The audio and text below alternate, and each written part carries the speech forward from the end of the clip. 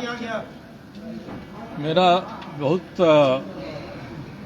साधारण प्रश्न था कि राज्य का प्रदूषण नियंत्रण बोर्ड जब चाहता है थोक के भाव से उद्योगों को, क्रशर को, पत्थर खदानों को, किसी को भी एक नोटिस दे देता है कि एनजीटी का ये आदेश है, एनजीटी के इस आदेश के अंतर्गत आपकी जांच की गई और पाया गया कि आप नियमों का उल्लंघन कर रहे हैं, इसलिए आपका कंसेंट टू ऑपरेट जो है ना उसको निलंबित किया जाता है। और वो देता है कि हमने नोटिस दिया 69 लोगों को, कोई एक नहीं आया हमारे पास, सबका हमने कैंसिल कर दिया। और उसके बाद बारी बारी से कुछ कुछ लोगों को वो आदेश देता है कि आपने शर्तों को ठीक कर लिया, जांच की गई, आप शर्त मान रहे हैं, इसलिए आपका कंसेंट टू ऑपरेट फिर से बहाल कर दिया गया, आप फिर से अपना रोजगार चला सकते हैं। तो मैंने यही पूछा था कि एनजीटी के ऑर्डर में क्या कहा गया है। उस एनजीटी के ऑर्डर के तहत कोई प्रदूषण नियंत्रण बोर्ड ने कमेटी बनाई तो किस उद्योग में उन्होंने क्या क्या कमी पाई और जिसके कारण से उन्होंने उसका कंसेंट टू ऑपरेट खत्म कर दिया। उसके बाद कौन सी जांच हुई और जिसको आपने फिर से कंसेंट टू ऑपरेट दे दिया उसने पहले जो शिकायत थी उसमें क्या क्या सुधार किया है, इतना ही मैं जानना चाह रहा था। मंत्री जी इसका उत्तर नहीं दे के चीफ सेक्रेटरी के अध्यक्षता में कमेटी है, डीसी की अध्यक्षता में कमेटी है, सब देखता है, सब होता है, जो ठीक रहता है तभी कंसेंट ऑपरेट दिया जाता है, गलत रहता है तो उसको खत्म किया जाता है। मैं उनसे पूछ जाते ही कि आप मेरे प्रश्नों का सीधा उत्तर दे दीजिए, मैंने जितना बताया। अंत में मुझे कहना पड़ा कि मंत्री जी को पता नहीं है, अधिकारियों ने बताया नहीं है, इसलिए न केवल सदन को गुमराह कर रहे हैं बल्कि मेरे प्रश्न का गलत उत्तर दे रहे हैं। इस पर हाउस में विपक्ष के लोग भी खड़ा हो गए।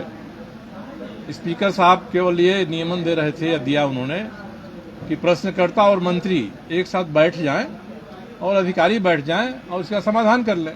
मेरा ही कहना है कि ये कोई मेरा व्यक्तिगत प्रश्न नहीं है। एक बार प्रश्न हुआ तो पूरे सदन की संपत्ति हो गई, इसलिए आप इसमें सदन की एक समिति बना दीजिए और जांच कर लें, क्योंकि ये तो स्थल पर जाकर देखना पड़ेगा ना कि जिसका आपने कंसेंट टू ऑपरेट खत्म किया वो वास्तव में शर्त का उल्लंघन किया था कि नहीं, और जिसका बहाल किया उसने सुधार किया कि नहीं।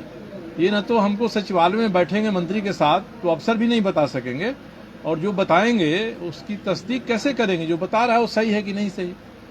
तो एक आप ये करिए, सदन की समिति बना दीजिए। स्पीकर साहब तैयार नहीं हुए इसके लिए। फिर हम लोगों ने विशेषाधिकार का सवाल प्रिविलेज मोशन ने दिया, और प्रिविलेज मोशन में यही है कि अगर कोई सदस्य चलते समय में किसी 18-20 लोग खड़ा हो गए, स्पीकर साहब का कहना है कि नहीं हम विशेषाधिकार स्वीकार नहीं करेंगे, अध्यक्ष को अधिकार है, अध्यक्ष के अधिकार के बिना ये सब होगा नहीं। तो यही रहा। हम लोग स्पीकर साहब के चैम्बर में भी गए, संसदीय कार्य मंत्री को भी बुलाया, इकट्ठा हुआ। मैंने कहा कि आपने पहले जो नियमन दिया उसको तो परिमार्जन कर दीजिए और परिमार्जित करिए नियम को, ताकि उसमें हम बैठते हैं तो हमारे साथ संसदीय कार्य मंत्री भी बैठ जाएं, जो स्थानीय विधायक वहाँ के वो भी बैठ जाए, हम सब बैठ के बात करें।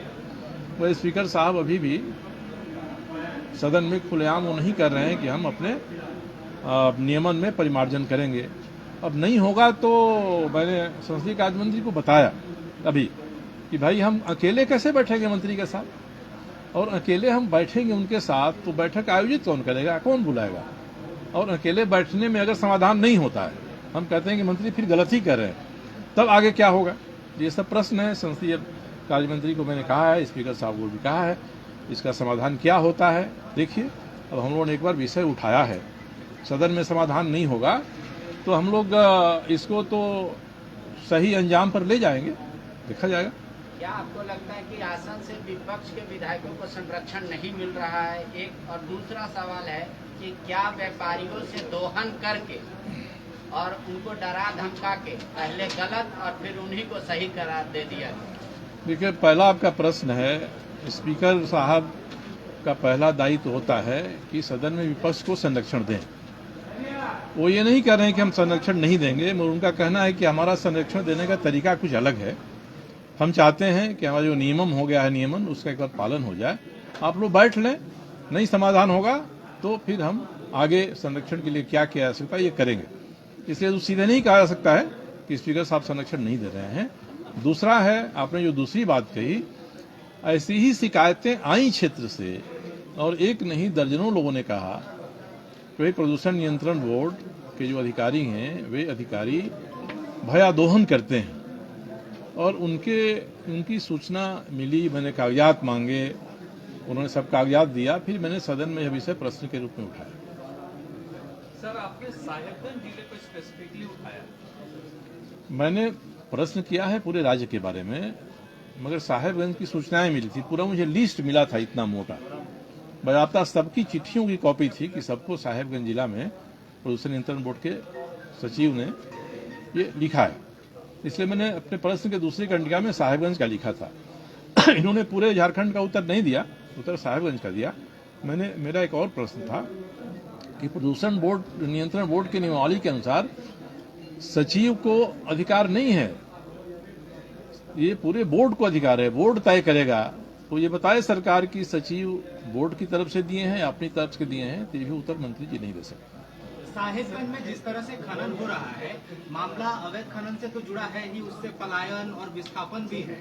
आपको क्या लगता है क्यों सरकार से नियंत्रित नहीं हो पा रही है? देखिए, मुझे इसमें अभी लगता है कि अभी भी इस मामले में सदन की समिति बन जाए तो कई और बिंदुओं की जांच उसमें आ जाएगी जो सीधे इससे नहीं जुड़ा हुआ है हमारे प्रश्न से।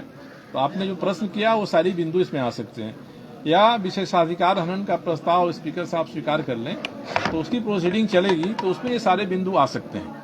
इसलिए केवल मेरे और मंत्री और अधिकारियों के बैठ जाने से इसका समाधान नहीं होगा।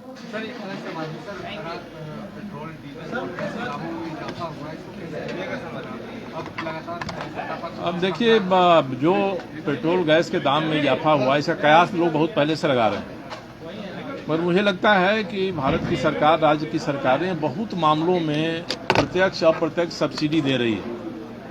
तो इस विषय को भी उसमें जोड़ लेना चाहिए कि पेट्रोल जिस तरह से हर आदमी के जीवन का अंग बन गया है, उसमें जैसे इस राज्य की सरकार ने कहा है कि भाई हम मोटरसाइकिल पर 25 रुपये का मुफ्त करेंगे, भारत सरकार को भी चाहिए कि तेल का दाम बढ़ रहा है, कंपनियां जो बनाई हैं समिति वो कहती है बढ़ाना है, तो सरकार अपनी तरफ से कुछ सब्सिडी देकर पेट्रोल डीजल के दाम को कम रखे, ये होना चाहिए। सर, लेकिन इसके अलावा और भी खाद्यान्नों के भी दाम बढ़ रहे हैं पेट्रोल डीजल पर, इसका जो इनडायरेक्ट। और देखिए, महंगाई रोकना तो भारत सरकार, राज्य सरकार का काम है। महंगाई बढ़ने का कारण क्या है? कहीं होर्डिंग हो रही है। अगर खाद्यान्न उत्पादन कम नहीं है तो इसका लाभ उठाकर कोई होर्डिंग कर रहा है या कहे कि पेट्रोल डीजल का दाम बढ़ गया, हमको ट्रांसपोर्टेशन में ये करना पड़ रहा है।